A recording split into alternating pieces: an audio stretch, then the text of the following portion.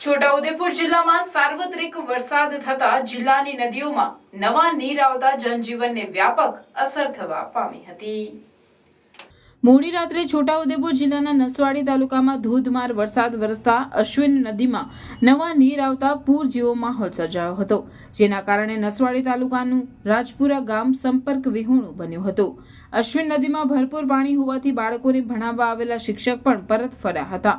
ગ્રામજનોએ આ પૂર્વે ધારાસભ્ય અને સરકારને અનેકવાર રજૂઆત કરવા છતાં પણ પુલ નિર્માણની કામગીરી કરવામાં આવતી નથી। ચૂંટણી ટાણે ઉમેદવારોએ આપેલા વચનો પોકળ સાબિત થતા ગ્રામજનોમાં રોષ જોવા મળી રહ્યો છે। આ સામે ગામ રાજપુરા ખરો ને, અહીંયા વચ્ચે નદી આવેલી છે। એ નદી પર ભારે પુલ જાય છે ને બધું તૂટી ગયું છે। હવે અહીંયા આવવા જવાનું કામ કરે, અમે હવારમાં બેન આવેલી ભણવા કરીને તે બસ હજી પાછી જતી રહી।